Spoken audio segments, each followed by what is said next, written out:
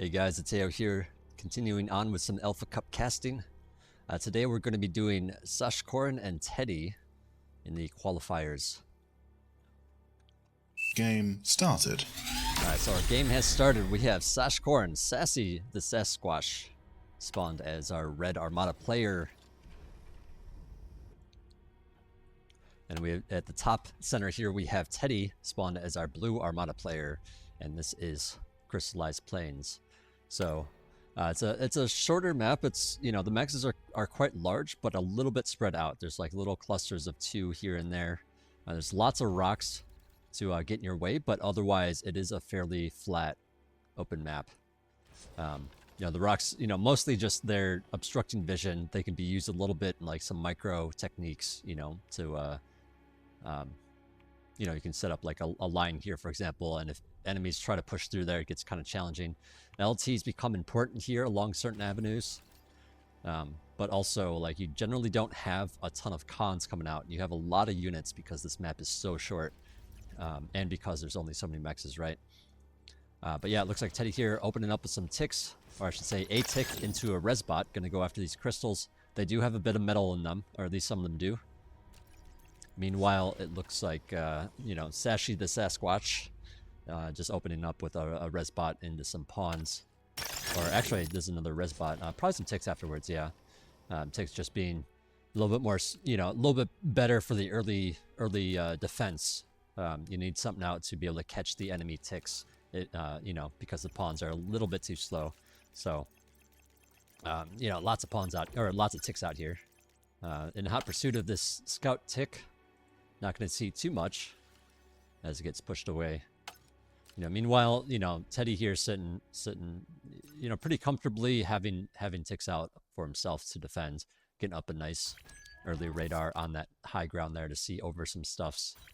But there are some limitations to that. There are, you know, little holes that the radar isn't able to see.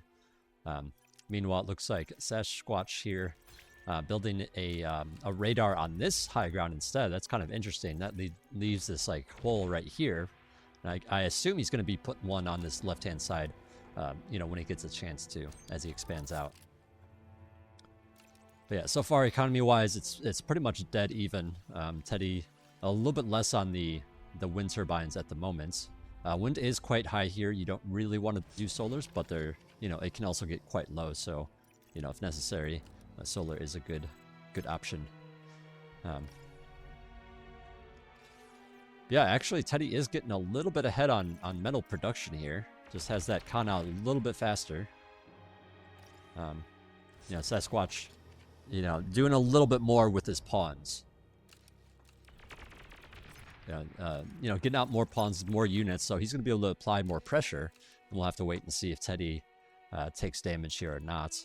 LT is going to be guarding this, you know, these couple mexes to begin with. Another con going out to the right hand side here, and another one towards the center. So they're, you know, just Teddy doing a very economic opener, despite the map being so you know, so close to your opponent. And Sashkorin here, I think probably realizes that there's not too much aggression on his side, so he's pushing his pawns up forward. And now the defense here is going to be really important for Teddy. Because this is quite a few units, you know. You know, this is going to get kind of dicey if Sash continues to push forward here. Especially if he's able to keep some of these units in the back alive. The pawn does get picked off, so there is that. And I believe a lot of these pawns are going to be coming back. Yeah, okay, so leaving 2 back to defend the con. Looks like this con's going to be in trouble, though. Sasquatch doing a great job, you know, just being on the map in various locations, trying to find those cons. Unfortunately, this tick is not chasing after it, and so you know, maybe that's a lost opportunity here. A little bit unfortunate because now this tick is going to be able to help defend this con, and it lives. So yeah, that's definitely a huge misplay at this point because, you know, picking off that con is just so very important. Radar coming up here in the middle, so he's going to have some good like frontal coverage. And, you know, again, the map's pretty small, so the radar actually goes out pretty far. But there are potential run-bys that could happen on the sides here. So, you know, Teddy's got to be careful with that one. Yeah, and said that there's potentially a lot of aggression here, but I think Sashkorin here has lost his opportunity. These pawns are doing something, but all that time, actually, he's going to get the con. So I take that all back, I guess, because that is a big pick off. To lose 2/3 of your expanding cons, or sorry, 1/3 of your expanding cons. But yes, Sashkorin does have 3 cons out for himself at this point. So, basically doing the same thing, but a little bit later. Got a few extra units out to threaten that con and take it out. I think is a big deal. But, but again, these are wrecks that are going to be picked up. So, Teddy's certainly going to get some extra units out of it. So, he's going to be in an okay shape, I think. Because I don't see like a ton of aggression coming out of here from Sashkorin, as they just like gear up and grab the expansions here.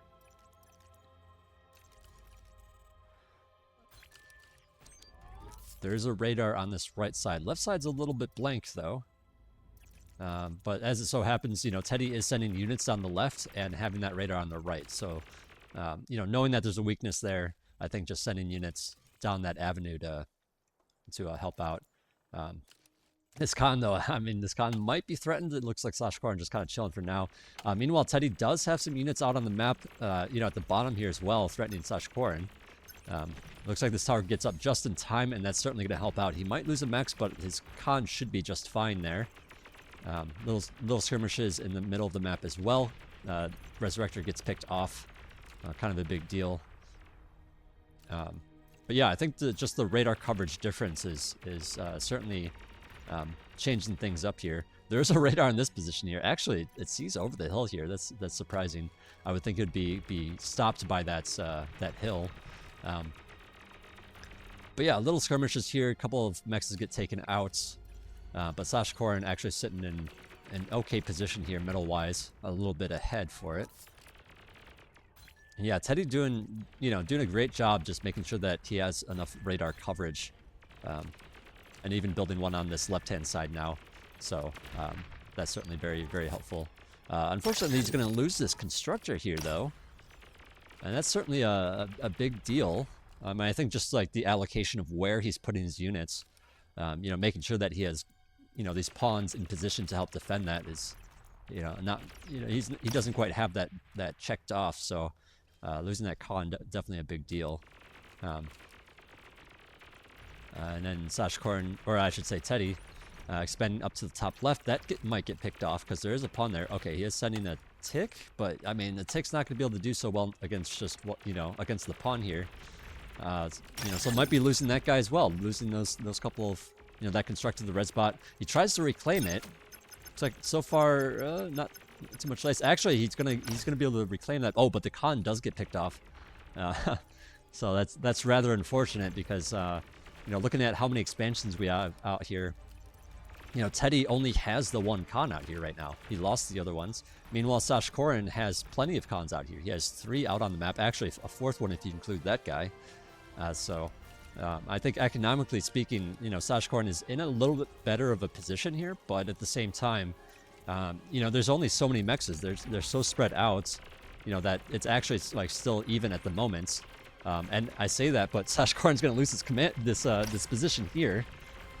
And that metal, losing the extractors, losing the con, certainly a big deal. So, just kind of both players here trading blows. As, more pawn engagements happen across the map here. Another con gets found. Looks like that's going to be taken out. That's unfortunate. This position is threatened, but there is 3 LLTs, and these pawns are going to be forced away. Meanwhile, it's a second cluster of pawns trying to come down here, but get taken out before any damage is dealt. Another con coming up to the top left. So once again, a couple of pawns, here to defend, but, we'll see if they are moved in the position to save this constructor, because they are, the constructor is going to be seen by this pawn in the corner. A lot of this comes down to APM. A lot of this comes down to, are you able to manage this many units? I see a lot of players play rather zoomed in, and, it's hard to see everything that way. In fact, you know, it's not as visually appealing, but if you're if you're zoomed out like I am now, it's a lot easier to see what's going on in various locations and deal with stuff. Just a little bit of a tip there to zoom out quite often so that you can see, you know, what's going on.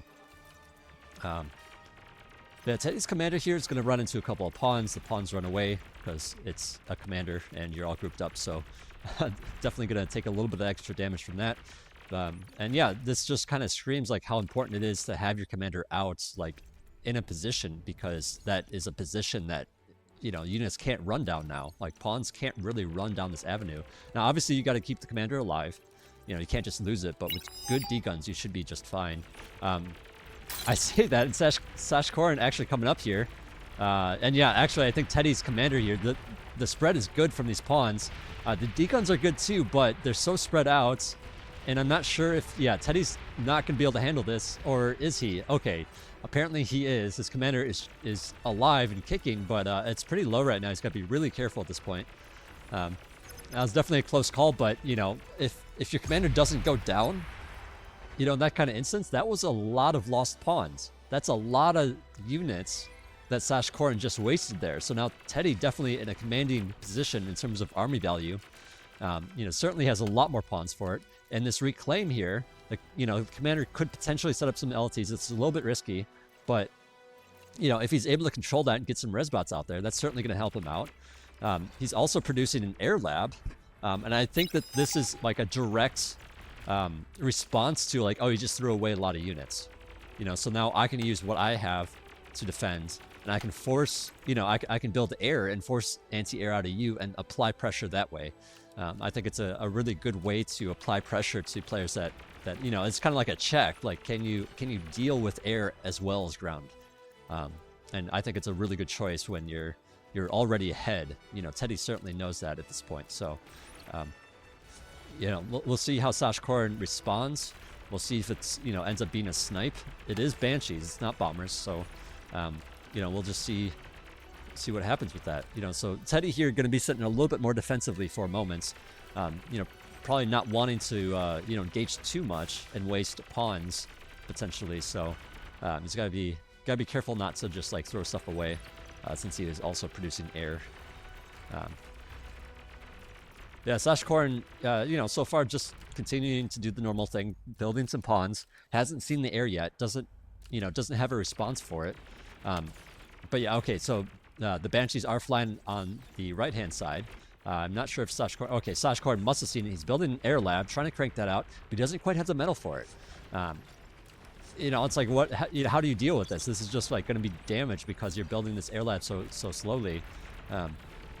You know, and in a way, it's like he probably should be reclaiming this lab just to do that. But if he does that, there's too much ground forces, right? How do you deal with the ground forces in that situation?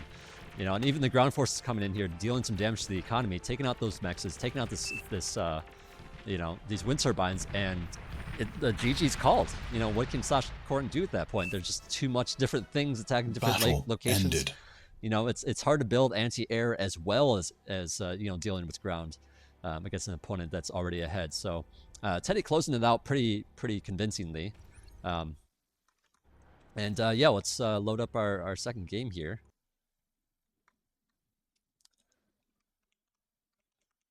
All right, where's this second game?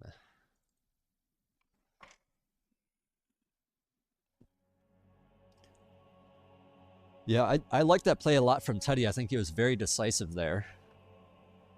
You know, realizing that your opponent is behind, you know, because they threw away units, you know, gives you the opportunity to do this like multi-prong attack. Now you could say like, well, he could just, you know, overproduce pawns and just overrun Sashkorin at that point, but it gets kind of risky because you have to think about like, you know, there's light laser towers defending various locations. You know, there's you know, the defender's advantage and stuff like that. And you know, I think Teddy just kind of looks at that situation and says, you know what, let's just go air. You know, like they don't have anti-air. That's something that they have to invest in. That's not something that they have already.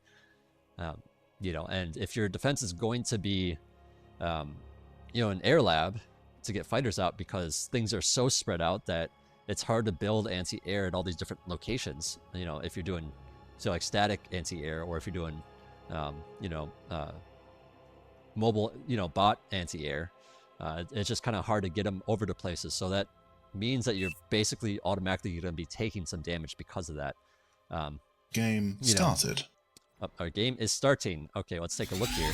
So this is Eye of Horus. We have Sassy the Sasquatch, also known as Sashkorin, spawned here as our spawned at the bottom center here as our red Armada player. And at the top here we have Teddy once again. This time he is going Cortex though, spawned at the center, you know, center position here at the top. But yeah, it looks like it's going to be Grunts versus Pawns and Ticks. So, you know, with the last balance patch, you know, I'm really curious to see how these games kind of go. In my experience, it's definitely very hard to play as the Grunt player.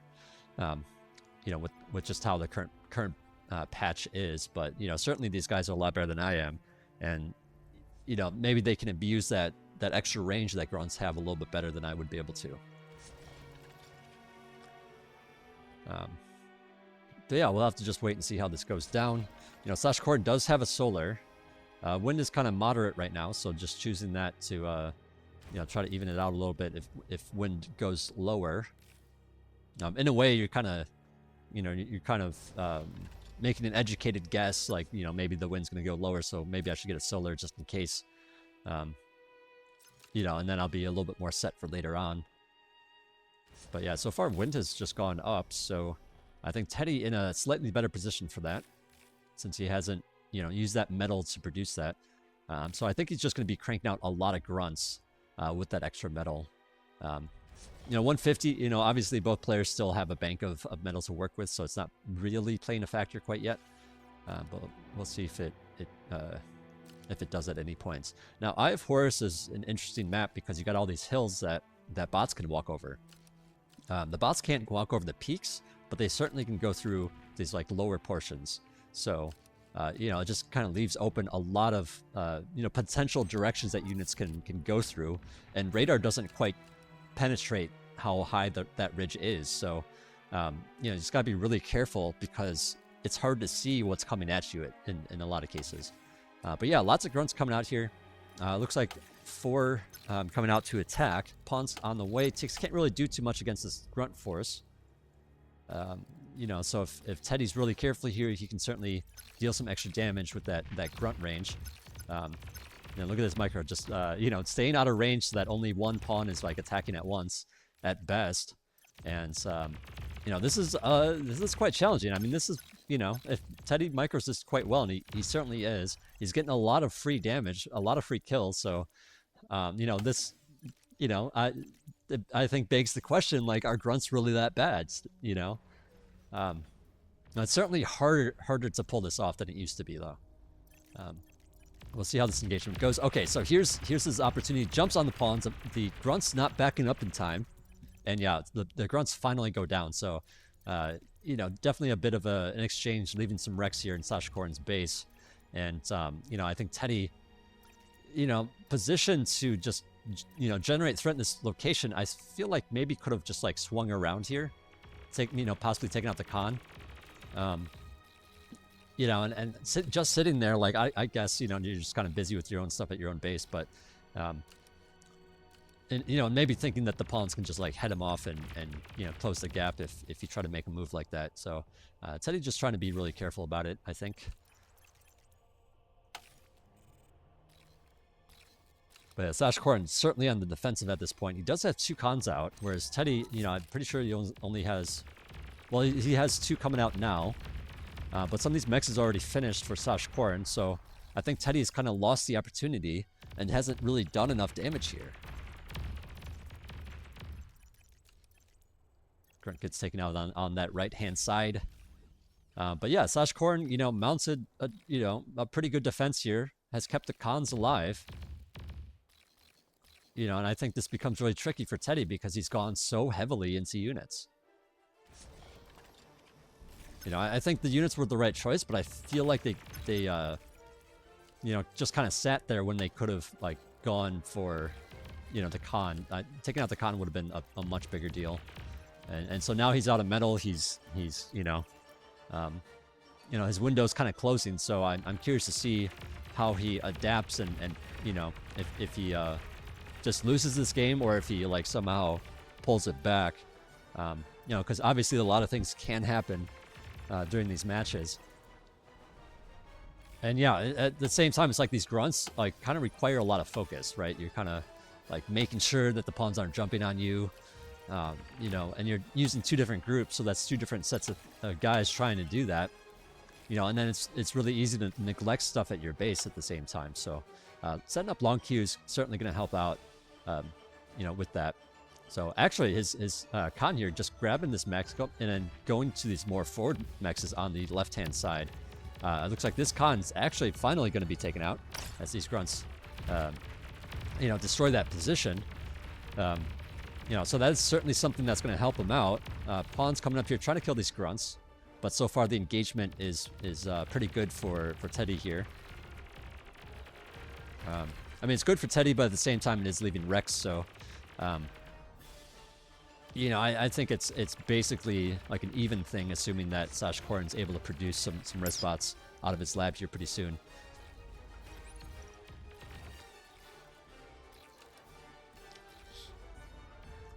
But Teddy continuing with the grunts, you know, grunt reinforcements here on the left. 4 grunts on the right.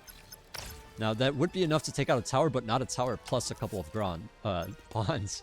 So he thinks better of it. He is going over here towards the main base, but you know, Sashkorin is kind of, you know, he is paying attention to it. So we'll see if these grunts are able to take out maybe some of these back mexes or not. Yeah, in fact, okay, so the pawns turn around, you know, because, you know, chasing is really rough. The units move at similar speeds. I'm just going to have to send some pawns coming out of the factory to deal with that. Sashkorin engaging here, but, you know, it's a little bit too wide, a little bit too spread out. Some of those pawns not quite attacking. Teddy gets a better deal out of this situation and jumps right on this nano with these other grunts. Takes out the nano, but, you know, it loses all the grunts, but that is a big deal. You know, construction turrets take a little bit of time to build when you don't have the build power already. Like the first one is always a little bit rough, and you know, you want to be producing units during that time. You don't want to be making a constructor. So, you know, not even trying to rebuild it at this point, just trying to defend the onslaughts of, you know, just like the number of grunts coming out here is quite heavy. Yeah, I think it really has just been too many bad engagements. The grunts doing too good of a job abusing their range. You know, it's certainly hard to play, but Teddy's certainly pulling it off at this point.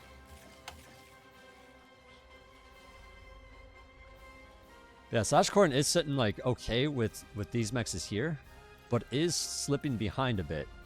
You know, as Teddy takes, you know, these more forward positions, getting a Khan out to the back to grab these mexes, but also controlling the ones in the front with some other Khans.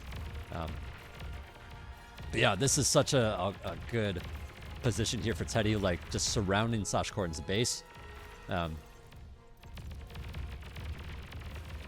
yeah, it's Sashkorin, like, you know, feeling the pressure, wants to engage that, but you don't really have enough for this. Somehow has cranked out 2 consorts during all this. So just try to produce as many pawns as you can to deal with this, but you know, it's just too many. I think he threw out too many units right there as well.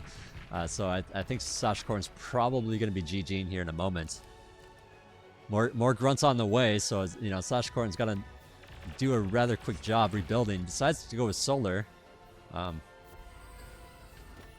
Yeah, I mean, you kind of have to go solar here. It's sort of like, yeah, wind is better in terms of build power and resources when the wind is so high, but what happens when it dies down? You know, you kind of want that consistency that the solars have right now when you're, you know, when you're desperate for energy. You know, but at the same time, like, you really have the income to deal with that. I mean, I suppose you got all these wrecks to manage too, so you do have some extra metal lying around. You know, but ideally you'd be picking them up. But, you know, I think at this point a Resurrector is too rough, and you kind of just need that metal now instead of slowly, you know, resurrecting units. I'm going to talk a little bit really quickly just about the expansion pattern of Teddy here. So Teddy has sent his Khan you know, again, he sends it out this way, which allows him to grab these forward mexes quickly, put up like defensive stuff like this exploiter to cover that zone, and then he can just naked expand in the back, right? I think that's a really powerful move there. But yeah, anyways, GG is called as Sashkorin's base gets overrun by these grunts that have, you know, the reinforcing grunts that have come out here. Battle ended. But yeah, I mean, that actually turned around a lot faster than I thought it would. You know, I think Sashkorin has you know, fell a little bit behind with the expansions. You know, Teddy just like being the player that's continuously laying down pressure, you know, dealt with defending stuff pretty well, and was able to get ahead that way, you know, despite having a like slower start there. Just too many units coming out for Sashkorin to deal with to like protect his mexes with, you know, I guess I'm trying to say Sashkorin just didn't have as much units coming out and had a harder time defending his expansions than Teddy did there. But anyways, that sums it up for this one. Teddy winning 2-0 against Sashkorin. I hope you guys enjoyed this and learned a little something. I'll be continuing on doing some more Alpha Cup, so stay tuned for that. Thanks for watching.